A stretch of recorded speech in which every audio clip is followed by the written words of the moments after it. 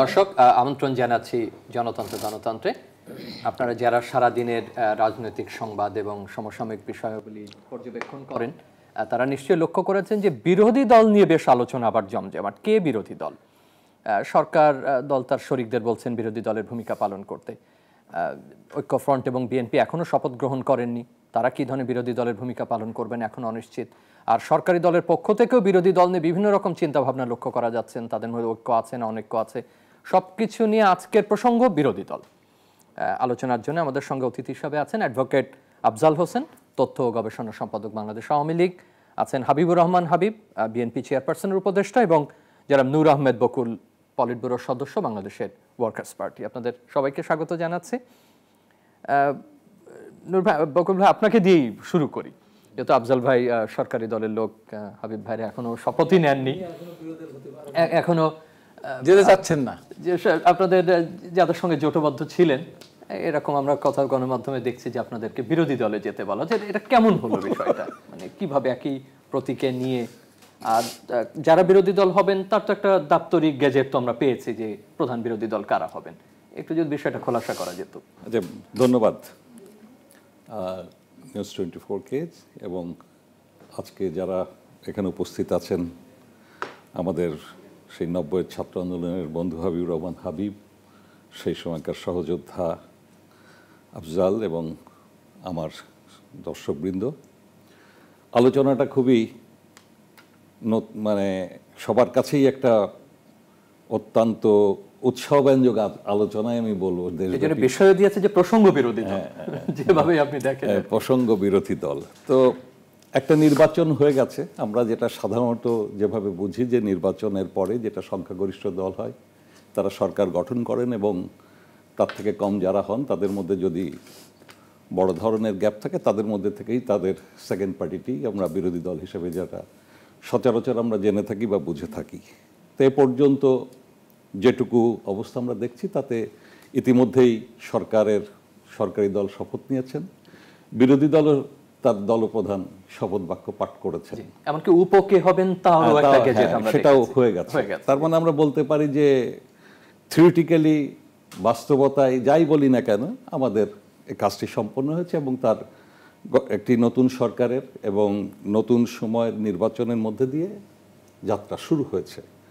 এখন আলোচনাটা কেন আসছে এই প্রসঙ্গ নিয়ে? এখন আরেকটি দল, যেটি একসময় ক্ষমতাসীন দল ছিল বিএনপি, তারাও এবার পার্লামেন্টে 6টা বোধহয় হয়েছে, বুঝবে, সব মিলে 8টি দাঁড়িয়েছে, লাস্টলি 8টা দাঁড়িয়েছে, ব্রাহ্মণবাড়িয়া ধরে, হ্যাঁ, 8টা সিট নিয়ে তারা আছেন।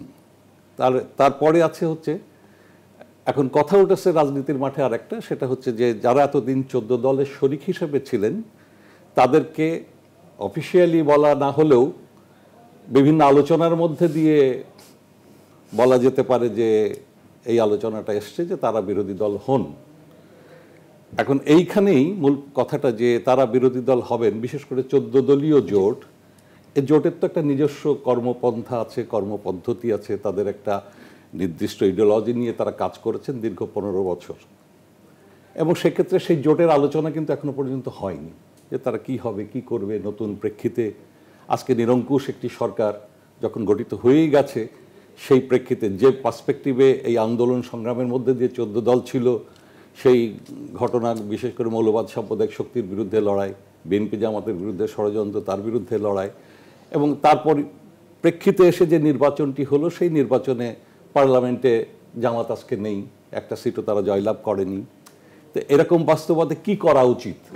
নতুন মন্ত্রিসভায় আপনার শরিকদের নতুন মন্ত্রিসভাতেও শরিকদের জায়গা হয়নি, তাহলে এইখানেই আলোচনাটা থেমে আছে। যদিও কাগজ কলমে গত 3 দিন ধরে আমরা এটা দেখছি, তা আমার মনে হয় যে এটা অতি শীঘ্রই 14 দলের একটি বৈঠক হওয়া উচিত, এবং সে ব্যাপারেও 14 দলের শরিকরা সেটা দাবি করেছেন। কথার মারপ্যাচ চলতে পারে, কিন্তু যেটা খুবই সভ্য হবে, যেটা খুবই বাস্তবোচিত হবে, এবং মানে রাজনীতি না করে কাউকে কোনো অফহ্যান্ডে না ফেলে বরং উচিত হবে যে 14 দলের বৈঠক করেই সেখানে বাস্তবতার নিরিখে যে আলোচনাটা দরকার, সেই আলোচনাটা প্রথম হলে পরেই এই গল্পটা শেষ হবে। তবে আমি আপনাদের যে আলোচনার মূল বিষয়বস্তু, সরকারি দল এবং বিরোধী দল যথারীতি একটা অবস্থানে এসছে এবং পার্লামেন্টে সকলে যদি অংশগ্রহণ করে, এখন কে কার গ্রুপ নিয়ে থাকবেন সেটা আরেকটি প্রসঙ্গ। তা আমি মনে হয় যে এই সরকারের যাত্রা শুভ হোক, নতুন সরকারকে অভিনন্দিত করি এবং আগামী দিনের পার্লামেন্ট সুনির্দিষ্ট সময় পর্যন্ত যাতে ভালোভাবে চলে গণতান্ত্রিক পন্থায় সুষ্ঠুভাবে, আমি সেই আশাবাদ ব্যক্ত করি। আমি আসবো আপনার কাছে আরো যে সংসদীয় রীতিনীতিতে এটা কতখানি সম্ভব বা কি ধরনের উদাহরণ আছে। তাকে অ্যাডভোকেট আফজাল হোসেন ওই প্রসঙ্গে যাব না, বরং যেটা যাব যে আপনারা যে বিপুল বিজয় অর্জন করেছেন, মানে এটা এত বড় যে আমাদের বিশেষণ খুঁজতে হচ্ছে যে কি নামে বললে এটাকে সবচেয়ে ভালো হবে। এর মধ্যে আমরা গত দুদিন লক্ষ্য করছি যে এই ঐক্যফ্রন্টে ভাঙন হবে কি হবে না। ওবায়দুল কাদের সাহেব বলেছেন উনি আগেই ওনার রাজনৈতিক অভিজ্ঞতা দিয়ে বুঝতে পেরেছিলেন যে এগুলো টিকবে না। তো এরা এখনো শপথ নেয়নি, নিজেদের অনেক ধরনের সমস্যা আছে বলে আমরা গণমাধ্যমে জানতে পারছি। তো ওর কি হলো না হলো তা নিয়ে আওয়ামী লীগের এত চিন্তা ভাবনা কেন? না, স্বাভাবিকভাবে এবার নির্বাচনে আওয়ামী লীগ তথা মহাজোটগতভাবে যে নির্বাচন হয়েছে এর বাইরে ঐক্যফ্রন্ট, তারা সেখানে জামাত, বিএনপি এবং তার সাথে কামাল হোসেনের মতো কিছু মানুষ যুক্ত হয়েছিলেন এবং স্বাভাবিকভাবে নির্বাচনের প্রতিদ্বন্দ্বিতার যে বিষয়টি সেটি কিন্তু এই দুই জোটকে কেন্দ্র করেই কিন্তু আবর্তিত হয়েছে। স্বাভাবিকভাবে নির্বাচন পরবর্তী সময়ে ওই জোটের বিভিন্ন কর্মকাণ্ড কি হচ্ছে না হচ্ছে সেটা স্বাভাবিকভাবে সেটা নিয়ে আমাদের একটা উৎসুক আগ্রহ থাকতেই পারে। আর যেটা হলো যে এটা তো আর গোপন কিছু নয় যে 2 দিন আগে একটা মিটিং হয়েছে ঐক্যফ্রন্টে নির্বাচনের পরে, সেই মিটিংয়ে বিএনপি নেতারা অনুপস্থিত এবং এটি তো দিবালোকের মতো স্পষ্ট যে আজকে আমরা কান পাতলে শুনতে পাই যে তাদের নেতারা কার বিরুদ্ধে কি বলছে এবং সেখানে ফোনালাপের মধ্যেও না, সেটা অন্য জিনিস, সেটা অন্য জিনিস। আমি কিন্তু তার আগের ঘটনা প্রবাহ, নির্বাচনের আগে পরে অথবা এই নির্বাচন নিয়ে তাদের যে কৌশল, সমস্ত কিছু বিবেচনায় তাদের মধ্যে এক ধরনের অস্থিরতা, এক ধরনের পারস্পরিক বোঝাপড়ার সংকট, সমস্ত কিছু মিলিয়ে একটা অস্বস্তিকর অবস্থা কিন্তু দেশবাসী জেনেছে। কারণ এটা অস্বস্তি হওয়া স্বাভাবিক, কারণ বিএনপি জামাত জোট দীর্ঘদিন বাংলাদেশে যেভাবে রাষ্ট্র পরিচালনা করেছে অথবা বিরোধী দল ছিল এবং তাদের যে রাজনৈতিক মতাদর্শ সমস্ত কিছুই তো আমরা জানি যে এই ভূখণ্ড দীর্ঘ সময় সামরিক বাতাবরণে ছিল। তারপরে এই জাতির জনক বঙ্গবন্ধুর নেতৃত্বে দীর্ঘ আমাদের লড়াই সংগ্রাম, একটা জাতি রাষ্ট্রের সৃষ্টি এবং তারপরে বঙ্গবন্ধুর হত্যাকাণ্ডের পরে গণতন্ত্রকে নির্বাসনে দেওয়া, ভোট ব্যবস্থাকে ধ্বংস করে দেওয়া, সমস্ত ঘটনা প্রবাহের মধ্য দিয়ে বাংলাদেশে যে গণতান্ত্রিক একটা ভিন্ন মেজাজের গণতন্ত্র এখানে তৈরি হয়েছিল সেটা আমরা সকলেই জানি যে একদিকে সেই গণতন্ত্র, বহুদলীয় গণতন্ত্রের নামে সেখানে স্বৈরতন্ত্র বিকাশ লাভ করেছে, আবার সাম্প্রদায়িক শক্তি, জামাত শিবির, যুদ্ধাপরাধী তাদের সাথে সেখানে একীভূত হয়েছে এবং জনগণের ভাগ্যের পরিবর্তন দূরের কথা, নিজেদের ভাগ্য পরিবর্তনের জন্য একটা সর্বগ্রাসী চেষ্টা অথবা হাওয়া ভবন কেন্দ্রিক একটা ক্ষমতার প্যারালাল আর একটা শক্তি তৈরি করা এবং এই যে লুটপাটতন্ত্র সমস্ত কিছু মিলিয়ে তার সাথে একটা মুক্তিযুদ্ধের একটা সুবাতাস যুক্ত করে দিয়ে এক ধরনের রাজনৈতিক দল তৈরি করা, সেটা বাংলাদেশে হয়েছে এবং সেটা তো হয়েছে, তাই না? অ্যাডভোকেট আফজাল, ধরুন এদের জামাতের কেউ নির্বাচিত হননি, এখন ঐক্যফ্রন্টের মিটিং ওনারা গেলেন কি গেলেন না, ওনার দলের কি হলো না হলো, তাতে আওয়ামী লীগের কি এসে যায়? না, আমাদের কিছুই আসে যায় না। তো এটা নিয়ে আমি মনে করি যে বিএনপি অথবা জামাত তারা যে ধরনের কর্মকাণ্ড অথবা যে ধরনের বক্তব্য, বিবৃতি যেটা দিয়েছেন সেটা দেশবাসীকে হতাশ করেছে। তারা নির্বাচনী রাজনীতি থেকে দূরে সরে গিয়ে অথবা অতীতে যে কর্মকাণ্ডগুলো তারা করেছে সেখান থেকে তাদেরকে উদ্ধার করেছেন বঙ্গবন্ধু কন্যা দেশরত্ন শেখ হাসিনা, মহাজোটের যিনি নেত্রী, তিনি তাদেরকে তাদের সংগ্রামে আহ্বানে সাড়া দিয়ে তিনি তাদেরকে চায়ের টেবিলে বসিয়ে তারা একটা গণতান্ত্রিক ধারায় নির্বাচনী প্রক্রিয়ার মধ্যে তারা সামিল হয়েছিলেন। কিন্তু শেষ পর্যন্ত এই নির্বাচনী কর্মী সমাবেশ ঘটানো থেকে শুরু করে একটা নির্বাচন করার জন্য সাংগঠনিক যে কর্মকাঠামো সেটি তারা কোনোভাবেই উপস্থাপন করতে পারে নাই। ওনাদের ব্যর্থতা, আমাদের কোনো অসুবিধা নাই। আমরা অসুবিধাটা এটাই যে আমরা মনে করি যে বাংলাদেশটা যে দৃশ্যমান উন্নয়ন বঙ্গবন্ধু কন্যা শেখ হাসিনার নেতৃত্বে গিয়েছে, সেই দৃশ্যমান উন্নয়নকে উন্নয়নের ধারাবাহিকতা অব্যাহত রাখার জন্য এবং মুক্তিযুদ্ধের চেতনার যে বাংলাদেশ, সেই বাংলাদেশকে প্রতিষ্ঠা করার জন্য আজকে আমাদের সকলের যে চেষ্টা যে এই বাংলাদেশের মাটি অথবা এই আকাশ বাতাস যেখানে মুক্তিযুদ্ধের শহীদের যে বাংলাদেশের যে প্রত্যাশা ভেসে বেড়ায়, সেই জায়গায় দাঁড়িয়ে এই বাংলাদেশে আমরা যে রাজনীতি করি না কেন, যার যে মতাদর্শ থাকুক না কেন, কিছু মৌলিক প্রশ্নে আমাদের এক জায়গায় আসতে হবে এবং সেই জায়গা থেকে ক্ষমতায় মুক্তিযুদ্ধের পক্ষের শক্তি থাকবে এবং ক্ষমতার বাইরে মুক্তিযুদ্ধের পক্ষের শক্তি থাকবে, এটাই প্রত্যাশা। সেই জায়গা থেকে বিএনপি অথবা জামাত এই ঘরানার রাজনৈতিক দলগুলো অতীতে যে কর্মকাণ্ডগুলো করেছে, অপকর্ম নাইবা বললাম, তাতে তারা জনগণ থেকে বিচ্ছুত হয়েছে। যত তাড়াতাড়ি সম্ভব তাদের বোধোদয় হয় যে এই ধারার রাজনীতি বাংলাদেশ টিকবে না, মানুষ প্রত্যাখ্যান করেছে, সুতরাং নতুন করে তাদের যাত্রাটা শুরু করতে হবে।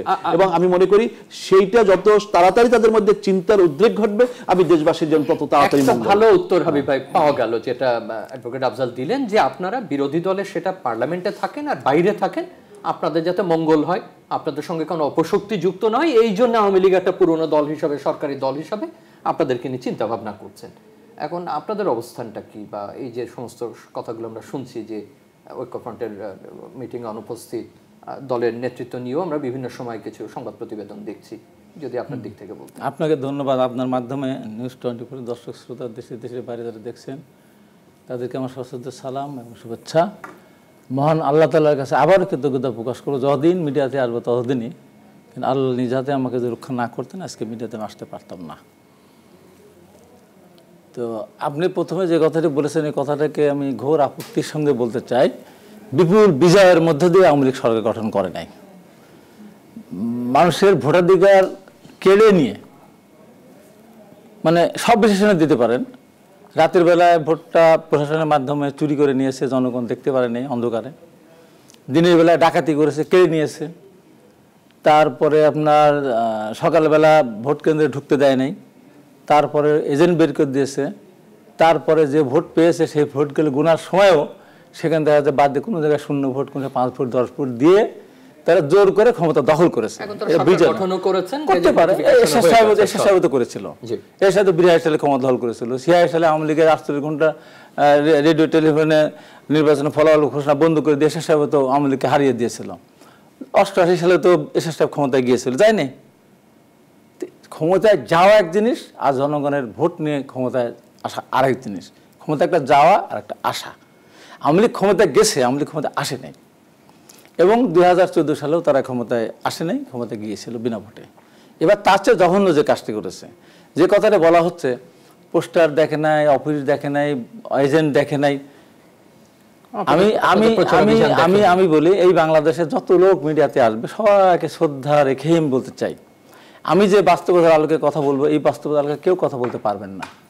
কারণ আমি নির্বাচন করেছি, আপনার সংবাদও আমরা দেখেছি, আমি নির্বাচন করেছি। আমি যেদিন নমিনেশন পাওয়ার পরে যেদিন আমি গিয়েছি এলাকায়, হাজার হাজার লোকের উপস্থিতির মধ্যে দিয়ে গিয়েছি, ভর্তি সভা করে গিয়েছি, মোটরসাইকেল নিয়ে ঘুরেছি। সেই দিন পর্যন্ত, যতক্ষণ পর্যন্ত আমাকে হায়নার দল, মন্ত্রী এবং মন্ত্রীর স্ত্রীর নির্দেশে তার সন্তান আমার উপর যে আক্রমণটা করেছিল, আক্রমণ হওয়ার আগ পর্যন্ত আমি মাঠে ছিলাম। এমনকি আমি যখন মৃত্যু সজ্জায় স্কয়ার হসপিটালে, তখনও পরের দিন আমার ওয়াইফের নেতৃত্বে, আমার এলাকার নেতৃত্বে শত শত মোটরসাইকেল, আপনার টেম্পু বলেন, ভুটভুটি বলেন, ট্রাক নিয়ে জীবনকে বাজি রেখে 2 থানায় রাত 8টা পর্যন্ত আমার লোকজন মিছিল করেছে। প্রশাসন সেখানে কিছুটা সহযোগিতা করেছে আগের দিন এই অঘটনের পর। এখন আমি বলি, এবং শেষ দিন পর্যন্ত আমার এজেন্ট ছিল, কিন্তু রাত্রে সকালবেলা এজেন্ট ঢুকতে দেয়নি, কোন জায়গায় ঢুকেছে সেখান থেকে বের করে দিয়েছে।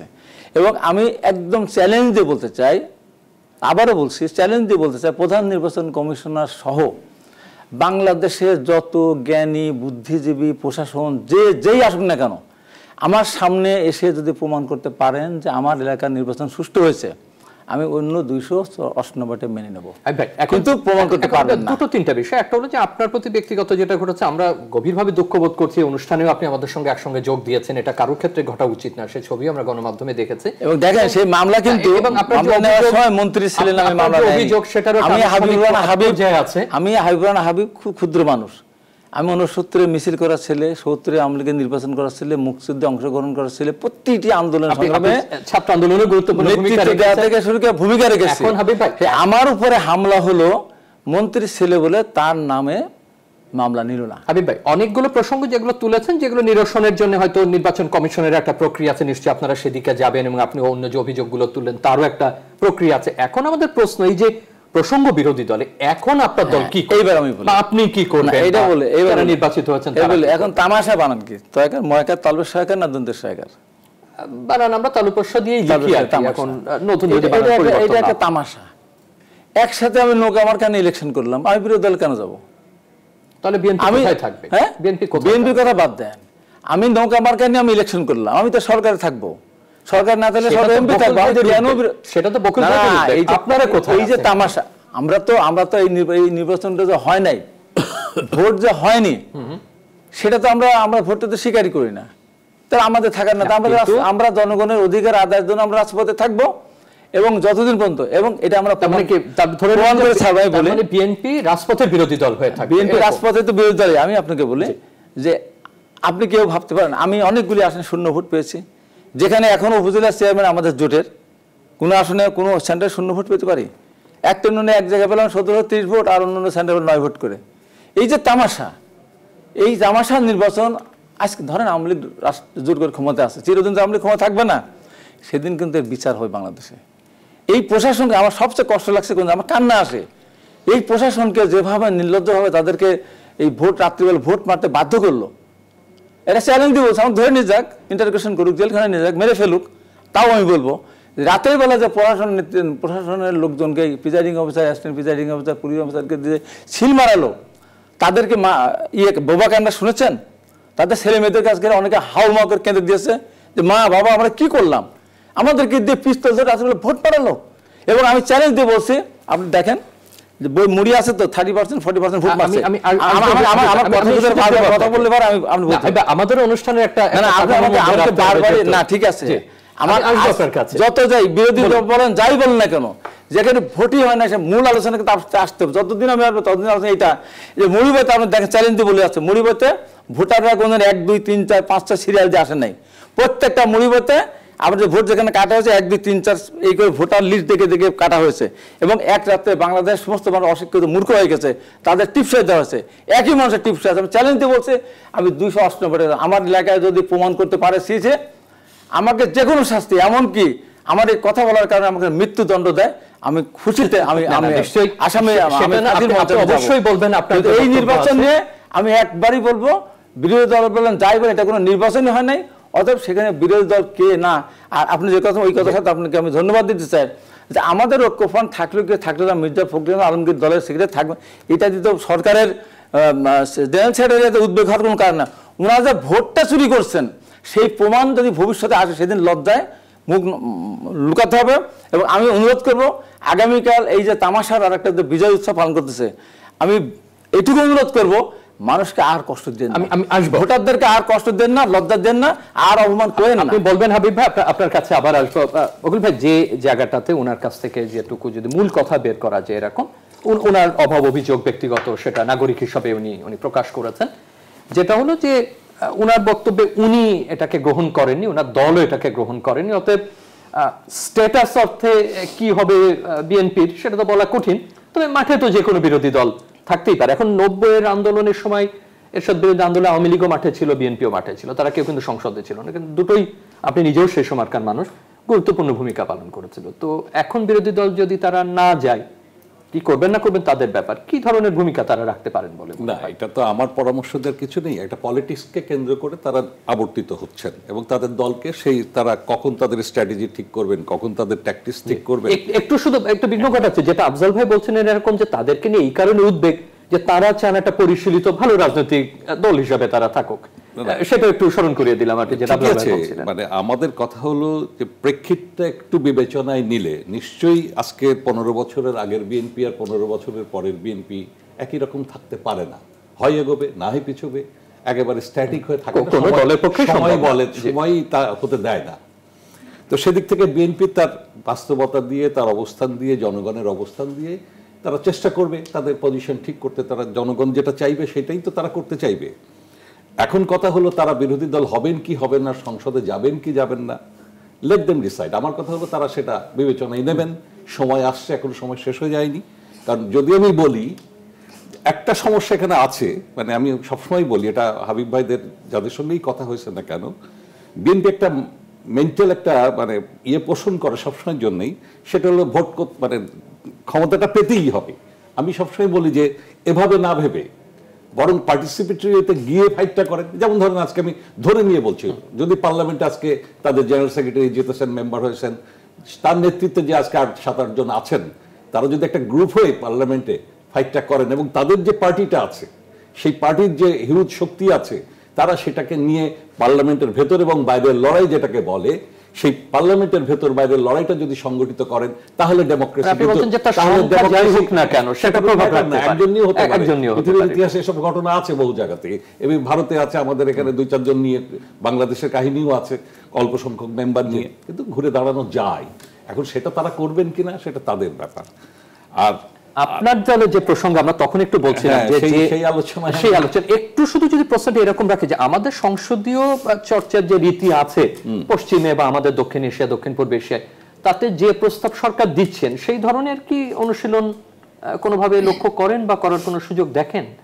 সরকার কোনটা দিচ্ছেন আমি সেটা, যে আপনার বিরোধী দল, আপনাদের জোট, আমাদের জোট বলাটাই ভালো। সেক্ষেত্রে তো আমি আগেই বলেছি যে বিষয়টি একান্তই 14 দলের যে রাজনৈতিক জোটটি ছিল তার একটি কর্মসূচি ভিত্তিক, এবং সেই কর্মসূচির মধ্যে একটি অসাম্প্রদায়িক গণতান্ত্রিক বাংলাদেশের স্বপ্ন, 72-এর স্বপ্ন, মুক্তিযুদ্ধের চেতনাকে আপন করার স্বপ্ন, এগুলোকে ঘিরেই তার সঙ্গে একটা সুশাসন, তার সঙ্গে দুর্নীতি বিরোধী সংগ্রাম, বেকারত্ব নিরসন, আয় বৈষম্য নিরসন ইত্যাদি বহু বিষয়, অর্থাৎ 23 দফা কর্মসূচির যদি আজকে থেকে 3 ভোট আগের কথা বলি, তাহলে সেই সময় থেকেই বিষয়টা পরিচ্ছন্নভাবে না হলে তো আপনাদের জোট হয়। তাহলে সেদিক থেকে আমাদের একটা লক্ষ্য ছিল, এবং 14 দল আন্দোলন, সংগ্রাম এবং নির্বাচন, আন্দোলন, সংগ্রাম, নির্বাচনের মধ্যে দিয়ে এবং এই ঐক্যের মধ্যে দিয়ে আমরা আন্দোলন করব, নির্বাচনে যাব, জোটের ভিত্তিতে ক্ষমতার ভাগাভাগি নেব।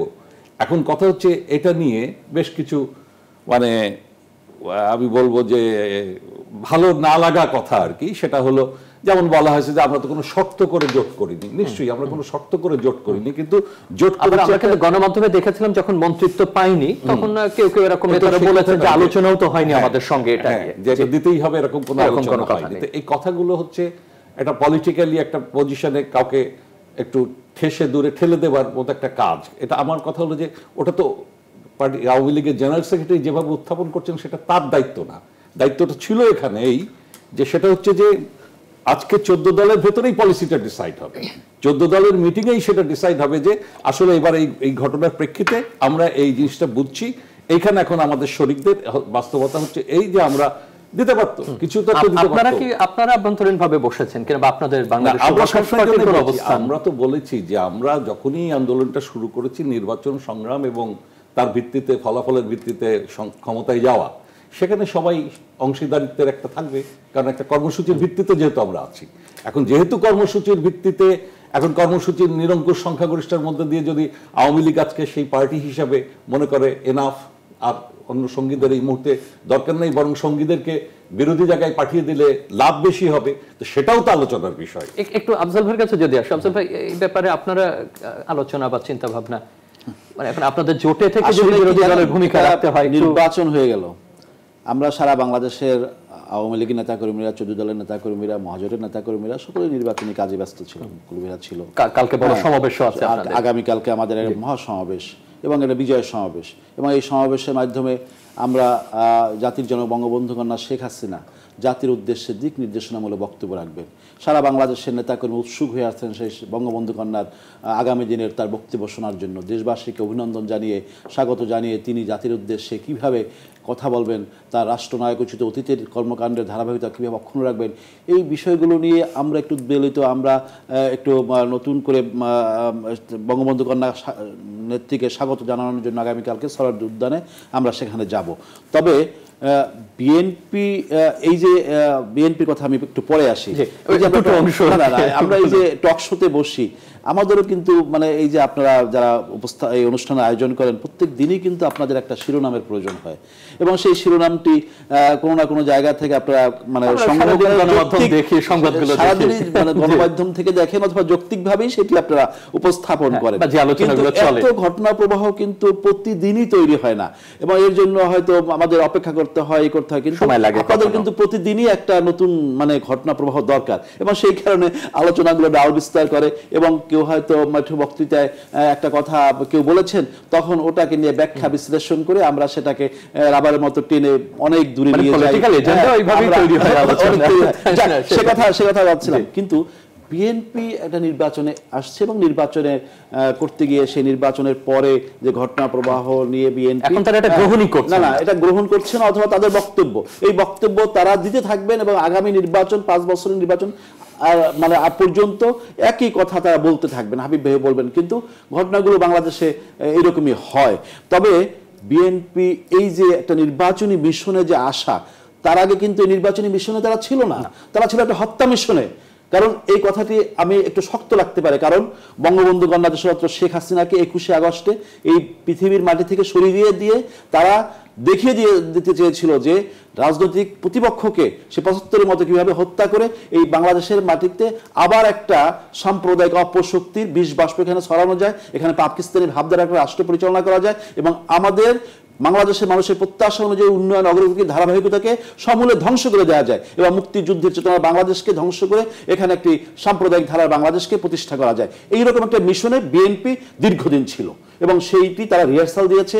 21 বার হত্যার চেষ্টা হয়েছে এবং সর্বশেষ 21শে আসলে ঘটনা প্রবাহ সকলেই আমরা জানি 2004 সালে। সুতরাং সেই জায়গা থেকে আল্লাহ রসিম রহমতের বঙ্গবন্ধু কন্যা বেঁচে যাওয়ার পরে তারপরে তাদের হয়তো চিন্তা হচ্ছে যে সুস্থ রাজনৈতিক ধারায় তারা একটা নির্বাচনী প্রক্রিয়ার মধ্যে আসবেন।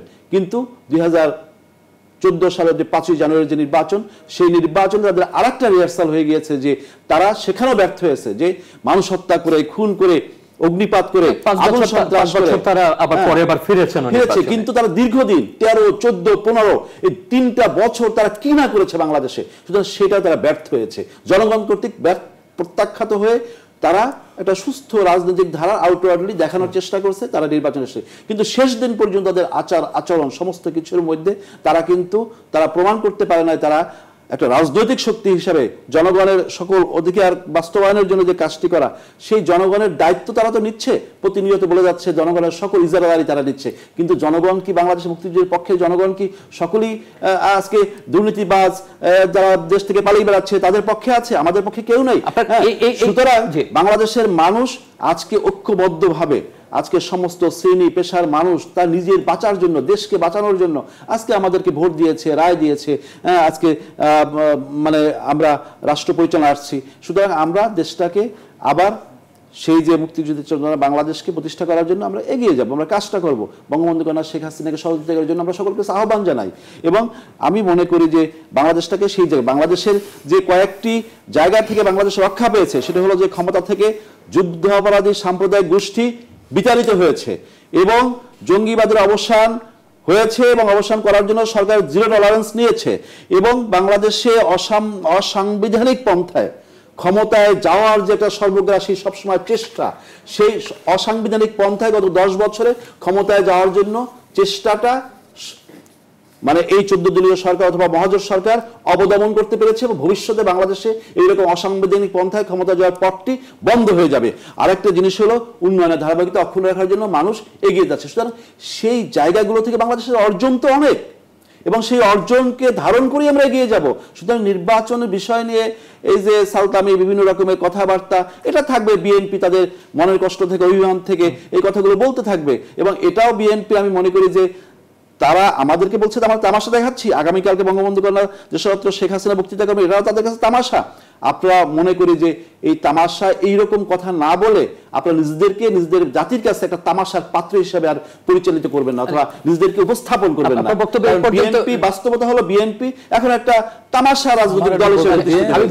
আমরা একটা বিরতিতে যাব, তার আগে ওনার কথাগুলো আপনার কাছে প্রশ্নগুলো অন্তত রাখি। একটা কথা বলো যে যেভাবে আপনারা যে বিশেষণে তাদেরকে অভিহিত করছেন, একই রকম আফজাল ভাই বলছে যে আপনাদের এখন পুনর্মূল্যায়ন বা একটা শুদ্ধি চিন্তা ভাবনা করা এক, আর একটা হচ্ছে যে দীর্ঘদিন আপনারা নির্বাচনে অংশগ্রহণ করেননি, বাইরে থেকেছেন, ওনাদের বাসা অনেক যন্ত্রণা দিয়েছেন, তারপর নির্বাচনে আসলেন, এখন আবার এটা গ্রহণ করতে চাচ্ছেন না।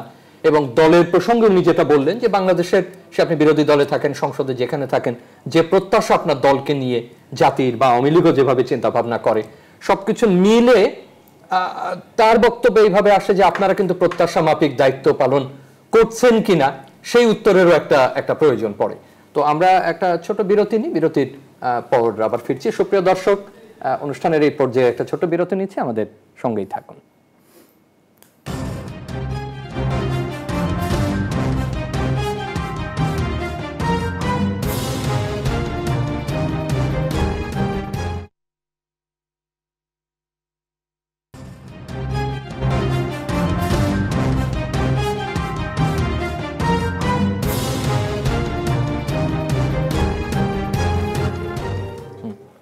দর্শক, ফিরে এলাম জনতন্ত্র গণতন্ত্রে। হাবিব ভাই, বিরতির আগে যে প্রশ্ন করছিলাম আপনাদের প্রতি যে দায়িত্ব বা আপনাদের যে অবস্থান, এখন আপনারা সরাসরি না করছেন, সবকিছু প্রত্যাখ্যান করছেন, আফজাল ভাই যে প্রশ্ন করছিল আপনি আপনার মূল্যায়ন করছেন কিনা বা আপনারা আপনাদের মূল্যায়ন করেছেন কিনা? এখন আমরা জনগণের কাছে যে পরীক্ষাটা দেব, আমরা জনগণের পক্ষে কথা বলি কি বলি না, জনগণ আমাদের গ্রহণ করে কি করে না, এটা প্রমাণ তো করতে পারলাম না।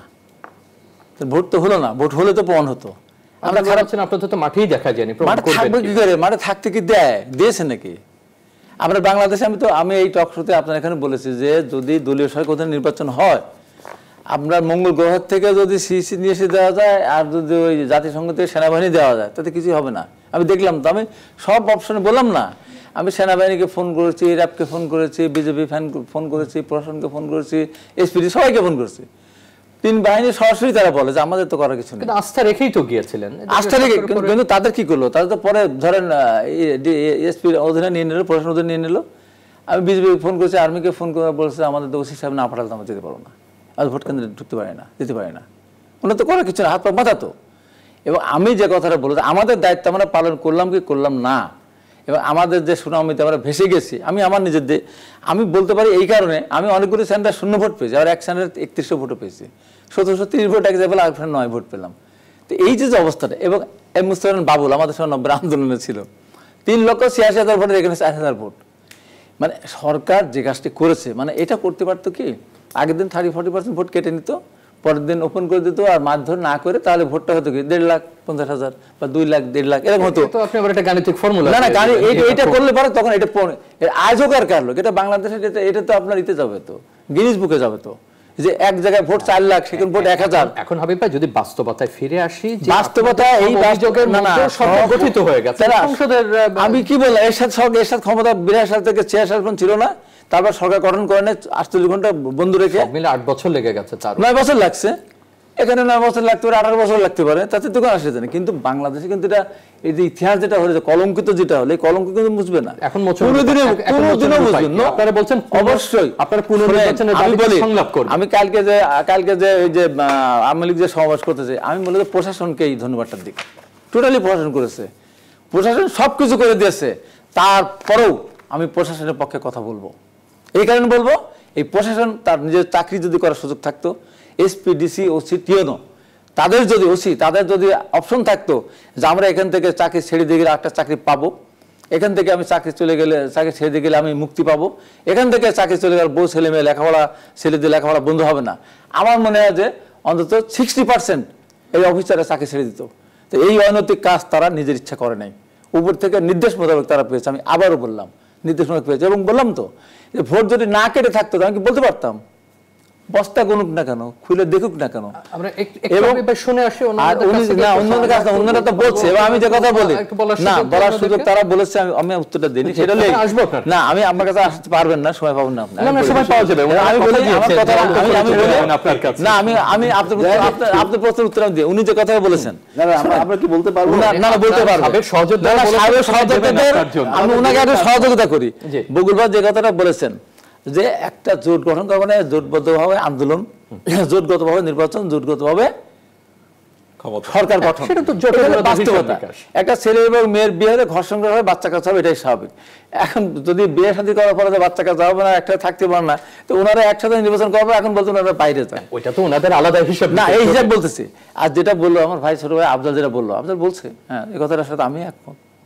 1975 সালে 15 আগস্টের ঘটনাকে আমি যেমন আজ পর্যন্ত বলতে পারি, নির্মম একটা ঘটনা, জিয়া রহমানের হত্যাকাণ্ড একটা ঘটনা, 21 আগস্ট গ্রেনেড হামলা অত্যন্ত নিন্দনীয় গর্হিত কাজ, যদি এটা যারা করেছে বিচার না করে অন্যায় করেছে। বেগম খালেদা জিয়ার উপরে যে গত সিরকার নির্বাচনের ভিতরে একবারে সরাসরি যে তার উপরে হামলা, এটাও নিন্দনীয়। আমি বলছি এই জায়গা থেকে আমাদের বেরিয়ে আসতে হবে, একটু সুযোগ সামনের দিকে আমাদের এগিয়ে যেতে হবে। এই জায়গা থেকে আসি, এই জায়গায় বেরিয়ে আসার একটা কথা শেষ পর্যন্ত বলেছেন যে, আর একই সঙ্গে পুনর্ভোটের দাবিতে তারা নাগরিক সংলাপ করবেন। আমি একেবারে খুবই সংক্ষিপ্ত ভাবে এই কথাটা বলবো, সেটা হলো যে হাবিব ভাই ডাকাতের ঘাটে নোঙর করে ডাকাত খুঁজছেন, ডাকাতের ঘাটে নোঙর করে ডাকাত খুঁজছেন। কারণ বিএনপি বাংলাদেশে অপরাজনীতির সমস্ত হোতা হত্যা, সন্ত্রাস, খুন করে বাংলাদেশের রাজনীতির যত রকম অপকর্ম, এটা বাংলাদেশে বিএনপি সে অন্ধকার যুগ, আমরা সকলেই জানি। গ্রেনেড হামলা তো নিন্দা করলেন, এটা নিন্দা করছেন, ঠিক আছে, বিএনপি ধন্যবাদ জানাই। কিন্তু আজকে 21 বছর কিন্তু আমরা ক্ষমতার বাইরে ছিলাম, 21টা বছর। আওয়ামী লীগ বাংলাদেশে এমন কোনো সেই রকম জনবিচ্ছিন্ন রাজনৈতিক দল না যে তাদেরকে 21 বছর ক্ষমতার বাইরে থাকতে হবে। অথবা 2001 সালে তারা যে কয়টি আসন আমাদেরকে দিয়েছিল, অথবা ওই নির্বাচনে যে কয়টি আসন আমরা পেয়েছি, সেই কয়টি আসন পর দল আওয়ামী লীগ না। এখানে তো হাবিব ভাই তার অনেকগুলো কেন্দ্রের কথা বললেন, ভোটের একটা স্ট্যাটিস্টিক্স দিলেন, কিন্তু বাস্তবতা হলো যে 2001 সালে বাংলাদেশের অনেকগুলো আসনের নির্বাচনে এইরকম একই রকম ফলাফল আমরা দেখেছি, এবং তখন কিন্তু এরকম শূন্য ভোট আমার এলাকায়ও পড়েছে। সুতরাং এই যে বাংলাদেশের রাজনীতির যে একটা পুরনো যে এই যে 2001 সালে আপনারা দোষ দিয়েছিলেন যে প্রশাসন বেরা মিলে করেছে, এরকম কি অভিযোগ? আমরা প্রশাসনের দোষ কেন দেব? আমরা বলেছি যে সেই নির্বাচন সম্পর্কে আমাদের একটা মূল্যায়ন অবশ্যই ছিল, সেই মূল্যায়ন সেখানেও আমরা বলেছিলাম যে সেই নির্বাচনে ভোট ডাকাতিটা হয়েছে। কিন্তু এখন এবারের নির্বাচন, এই নির্বাচন কিন্তু মানুষের প্রত্যাশা, অথবা সারা বাংলাদেশের যুব সমাজ, ছাত্র সমাজ, সংস্কৃতি সেবী, প্রশাসনের কর্মকর্তা সকলেই কিন্তু একটা বাংলাদেশ বাঁচানোর একটা নির্বাচন করেছে। এইটা বিএনপির বিরুদ্ধে যে তাদের যে বিষাদগার তা না, তারা মনে করেছে যে বঙ্গবন্ধু কন্যা শেখ হাসিনা তার যে রাষ্ট্রনায়কোচিত তার যে ভাবমূর্তি, এবং তিনি যেভাবে দেশটাকে উন্নয়নের দৌড়ে এগিয়ে নিয়ে যাচ্ছেন, সারা পৃথিবীর মানুষ জানতে চায় বাংলাদেশের উন্নয়নের যে এই যে ম্যাজিকটা কি তার কাছে।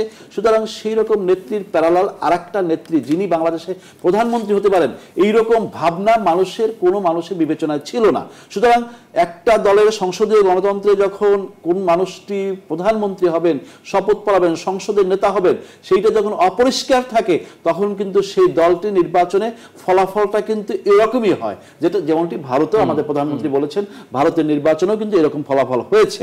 তবে আমরা সমস্ত কিছুর প্রতি অনাস্থা জানিয়ে বিএনপি কিন্তু কিভাবে রাজনীতি করবেন অথবা বাংলাদেশে কিভাবে চলবেন আমি সেটা জানি না। সেনাবাহিনী, বিজিবি, পুলিশ, নির্বাচন কমিশন, সিভিল সার্ভেন্ট থেকে শুরু করে বাংলাদেশের মানুষ সমস্ত জায়গার প্রতি বিএনপির একটা মানে অনাস্থা। এই অনাস্থার জায়গা থেকে দাঁড়িয়ে আগামী দিনে আমি মনে করি যে এই অনাস্থার জায়গায় বিএনপি যতদিন থাকবে ততদিন বিএনপির ভূত ভবিষ্যৎ অন্ধকার, এবং এই বাংলাদেশে তারা যেভাবে রাজনীতি করেছে এই রাজনীতি মানুষের প্রত্যাশা জায়গা পূরণ করবে না, মানুষ তাদেরকে ওইভাবে গ্রহণও করবে না। এবং বকুল ভাইয়ের কাছ থেকে শুনে আসি প্রসঙ্গে যে আপনার কথা ধরেই যে যেটা আফজাল ভাই বললেন, ওনার তো অভিযোগ আমরা শুনছি, উনি বললেন যে এখানে মূল বিষয়টা কাজ করেছে আফজাল ভাইয়ের মতো যে বাংলাদেশকে বাঁচানোর একটা নির্বাচন ভোটাররা এবং উন্নয়নের। সুতরাং যে অভিযোগগুলো হাবিব ভাই এখানে পেশ করলেন সেগুলো উনি গ্রহণ করছেন এবং বলছেন যে এখন অন্য এজেন্ডা আপনাদের 14 দলকে সামনের দিকে এনেছে। তো তারপরেও তারা একটা নাগরিক সংলাপের কথা বলছেন আগামী 6 ফেব্রুয়ারি। এতদিন পরে, সবের পরে সংলাপ কতখানি তাৎপর্য বহন করে? ভালো তাৎপর্য বহন করবে কি করবে না সেটাও সেই সংলাপেই অংশগ্রহণের মধ্যে দিয়েই তার যে আউটপুটটা বেরোবে সেই আউটপুট নিয়ে তো তারা পলিটিক্স করবেন, সেটা তাদের টার্গেট। এবং তারা যেটা করছেন বা এদেশের রাজনীতিতে আমরা দেখেছি যে একটা দলের কর্মীদের মধ্যে তো একটা আশাবাদ জাগাতে হয়, একটা বিপর্যস্ত পরিস্থিতির পরে কিন্তু একটা আশাবাদ জাগাতে হয়, এবং সেই আশাবাদটা কি দিয়ে জাগাবে তার একটা রাজনৈতিক দৃষ্টিভঙ্গি তৈরি করতে হয়, একটা সাংগঠনিক পরিকল্পনা তৈরি করতে হয়। তো সেদিক থেকে বিএনপি যে হতাশার জায়গায় পড়েছে নির্বাচনের এই বিপর্যস্ত পরিস্থিতি থেকে, তারা যখন ইলেকশনটাকে গ্রহণই করছেন না, তখন বিএনপিকেই বলবেন না ঐক্যফ্রন্ট সহ বলবেন নাকি জোটটাকে যদি আমি বলি, কিন্তু বিএনপি স্পেশালি যেহেতু বড় দল তারা আরো বেশি তারা কারণ কামাল হোসেন ইতিমধ্যে যে কথাগুলো বলেছেন, তারপর ওনারা হঠাৎ করে আবার সরকারের পক্ষ থেকে ডিসকাশন একটা আসলো যে সংলাপ করা হবে, পরে সেটা শুভেচ্ছা বিনিময় আলোচনায় এলো, এটা নিয়েও দুদিন বেশ কথাবার্তা বাজারে গেল। তো আমার কথা হচ্ছে যে ওনারা সংলাপটা যদি করেন জনগণের মাঝে যান, এটা একটা কৈফিয়তও বটে, আবার জনগণের কাছ থেকে একটা শিক্ষা নেবার জায়গাও বটে। বারবার বলছেন যে কিছু কথা নিশ্চয়ই কথা বেরিয়ে আসবে, তো এটা একটা ভালো দিক, আমি খারাপ দিক মনে করি না। আর একটা জিনিস হলো যে বাংলাদেশের রাজনীতিতে আমাদের এই ইলেকট্রাল সিস্টেমটা আসলে প্র্যাকটিক্যালি আমরা তো একটা ডেমোক্রেসির দিকে ক্রমান্বয়ে স্টেবিলিটির দিকে এগোতে চেষ্টা করছি। একটা যে আমাদের 47 বছরের এই সময়কালে আমাদের দেশে আমরা একটা বিশাল সময় কাটালাম একটা মিলিটারি রুলের মধ্যে, বা আধা গণতন্ত্র, আধা গণতন্ত্র, আধা পুরো স্বৈরতন্ত্র, একবারে অদ্ভুত টাইপের। এবং সেখান থেকে আবার আরেকটা বিস্ফোরণ জন্ম নিল বিএনপি জামাতের অ্যালি। যদি জামাতের অ্যালিটা না হয়, যদি বিএনপি ইন্ডিপেন্ডেন্ট একটা পলিটিক্স করতো, তাও বাংলাদেশের রাজনীতিতে হয়তো এরকম একটা জটিলতা হতো না। কারণটা হলো এইবারকার নির্বাচনে মানে শেখ হাসিনার জয়লাভটি একেবারেই নিশ্চিত ছিল পিপুলের মধ্যেই।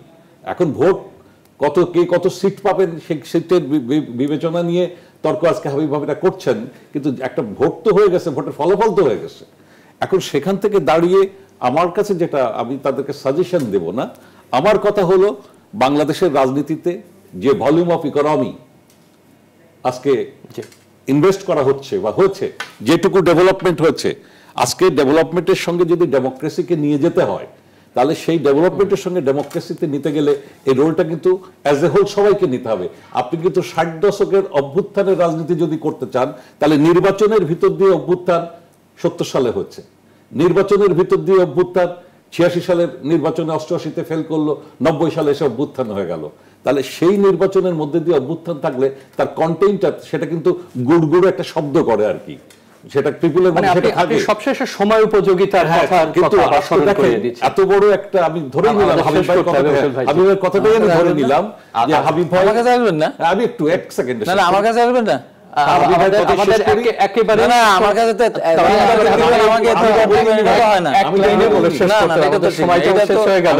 এটা তো আমি আপনাকে বলেছি, আমরা নিশ্চয়ই আপনি দুইজনকে দিবেন 3 বার করে, আমাকে দিবেন 2 বার, হিসাব করছেন না ঠিক আছে, ওনাদেরকে দিলেন না, ওটা বাদ দেন, আমরা আপনাদেরকে 3 বার করে দিবে, সুপ্রিয় দর্শক, আমাকে একবার দিবে, এটা তো হলো, এটা তো একবারে অন্যায়, এখানেই শেষ করতে হবে। না এটা খুবই অন্যায় কাজ করলেন আপনি। নতুন কোনো বিষয় নিয়ে আবার আমরা অনুষ্ঠানে ফিরে আসবো। সবাইকে শুভরাত্রি।